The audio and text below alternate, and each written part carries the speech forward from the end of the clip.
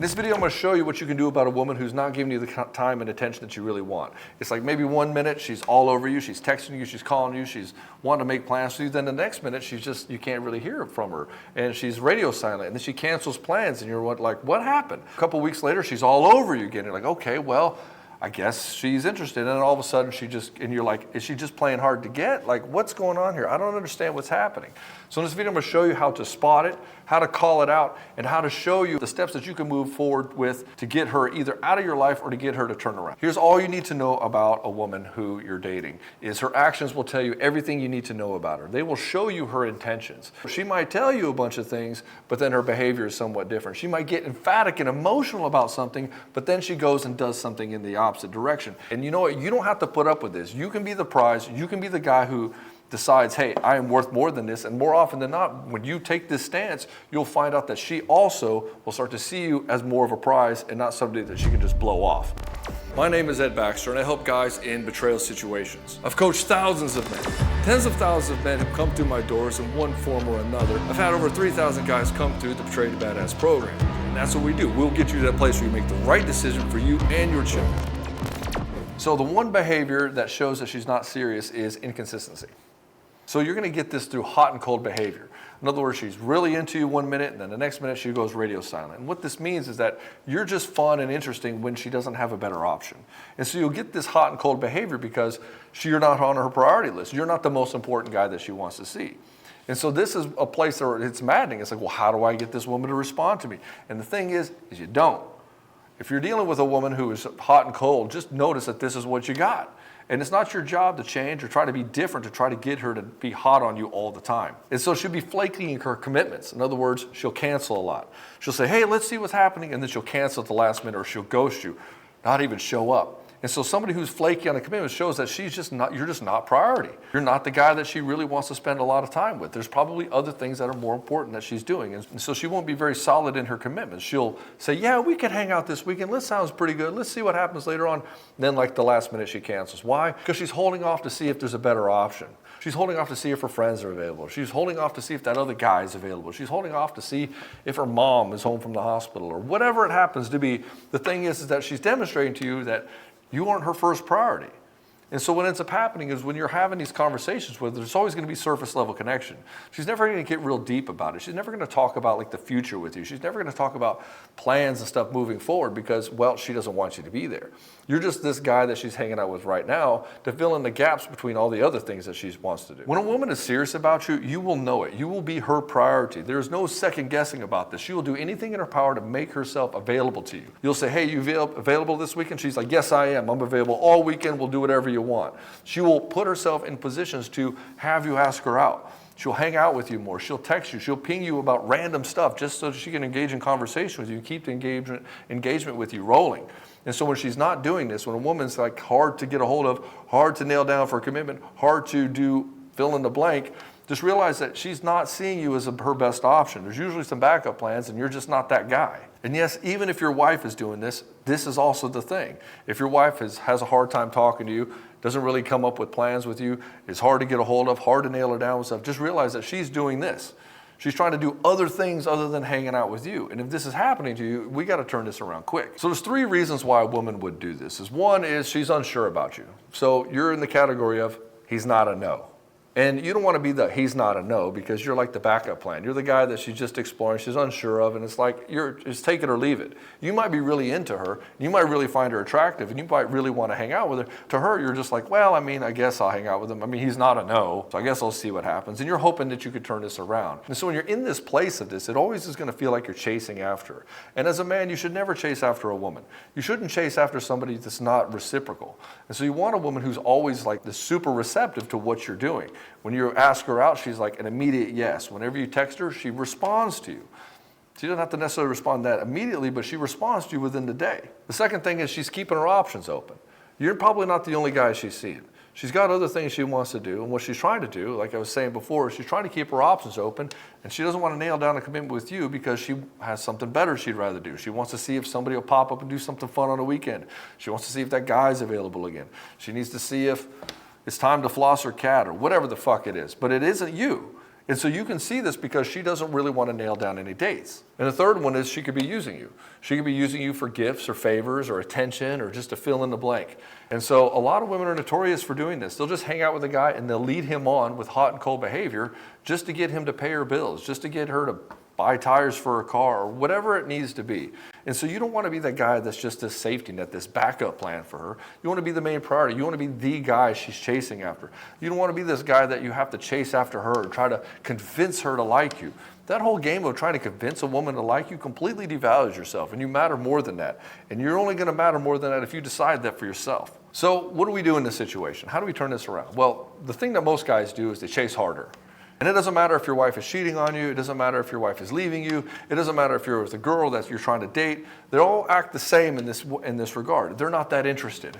And when they're not that interested, they will pull back, and it will be hard to nail them down. It'll be hard to have conversations with them. It'll be hard to be talking about the relationship. It'll be hard to get her to open up because she doesn't want to. She wants to distance herself from you. So the first thing you do is you do not chase her. As a man, you should never chase a woman because you should not be getting validation from her. You shouldn't be trying to get from her. So what you do is you pull back. Pull back slightly. Stop reaching out. And you don't even really have to pull back. Just stop reaching out. Just leave her alone and let her come to you 100% in her own time. What does that mean? Guys will always ask me this. Well, what can I like her Facebook post? Can I send her a text on happy birthday? Dude, what does 100% not reach out mean? It means don't reach out to her. Leave her alone.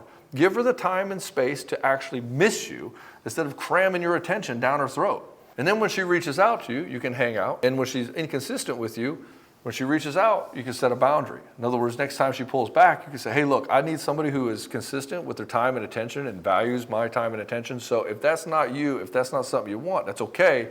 I'm just going to move on. And then regardless of what her answer is, you move on anyway. Because what's going to happen is you'll get two answers. Well, you really only get one answer. The answer will be no, that's not the case. That's not the case. She's not going to tell you the truth. So if she's doing this to you, she's going to try to spare your feelings, and she's not going to tell you the truth. So she's going to say, no, that's not the case. I'm just really busy and all these other things. And she's going to deflect onto a bunch of other bullshit, which, make no mistake, she's choosing to do this. And so she'll scapegoat it on a bunch of other things, or she'll go into victim and say, well, I can't really help it. I got all these things going on. It's not really my fault. It's no, it is your fault. So you're texting the people you want to text. You're hanging out with the people you want to hang out with, and it's not all this other stuff. I promise you.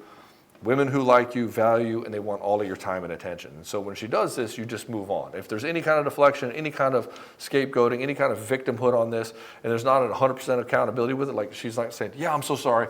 I really value this. I really want to hang out with you. Yeah, I'll make a better effort to reach out to you. If she doesn't give you that response, move on immediately.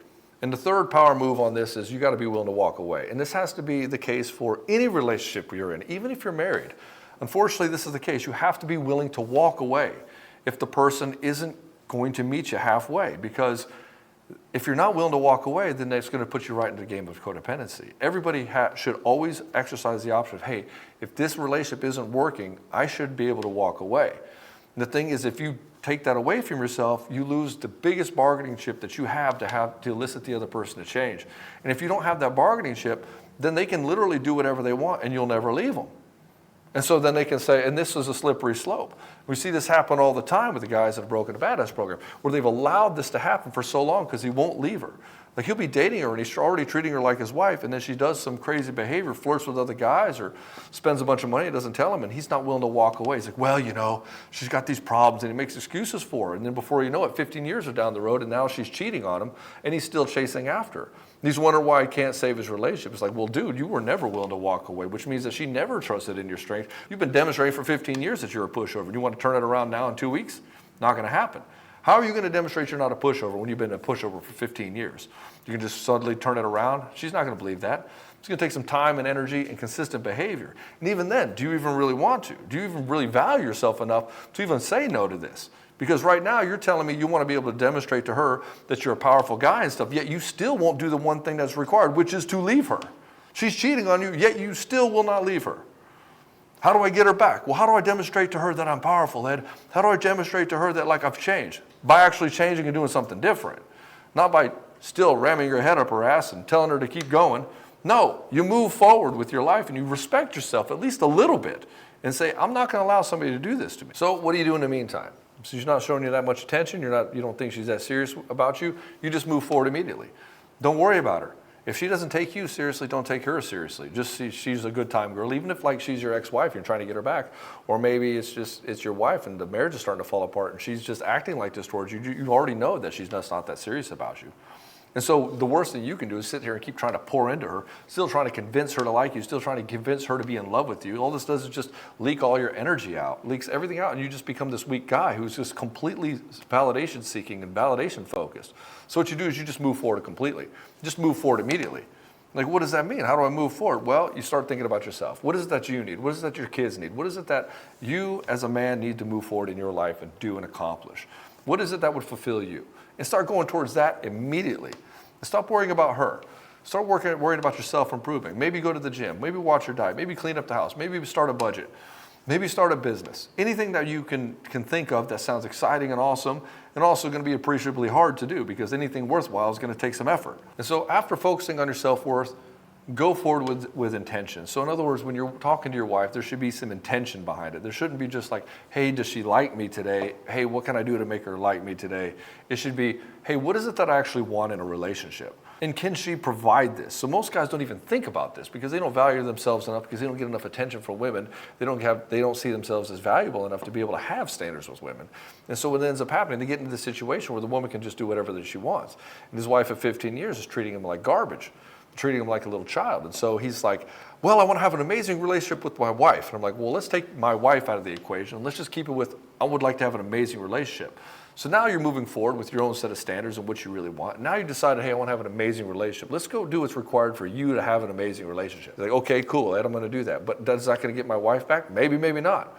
She might not be able to rise to the occasion. And so what we got to do is we got to demonstrate your own value by having you surround yourself with people who actually value you and set to the standard that you want to set for yourself. If you want to have an amazing relationship, you're going to have to become a guy who can have an amazing relationship. You're going to have to become a guy who can actually be an amazing husband, not this people-pleasing seeker. You can't be this guy who's like, I'm going to be the best man a woman's ever had. That's like people-pleasing behavior. If you want to be an amazing husband, you have to learn to be an amazing man. You have to be amazing at building yourself up and building a life that is amazing and seductive. This is what we call as a soul seducer, a guy who could build a seductive life for himself. And who is he seducing first? Himself. If he can seduce himself and create a seductive life, and he's like, I love my life, it's amazing. Now, women are going to want to be a part of that. Why? Girls want to have fun. She wants to have a good time with you. That's the whole reason people get into a relationship, is because they want to have a good time. They want to have fun. They want to be in love. They want to have great sex. If not that, then what's the point? You just have friends. And so you building a seductive life for yourself and being able to move forward, that's the place that you can have the game of soulmate seduction. And soulmates are created. They are not found. And they're only created by guys who can create the garden of this seduction, which we call the soul seducer. We call that guy the soul seducer at Genuine Attraction.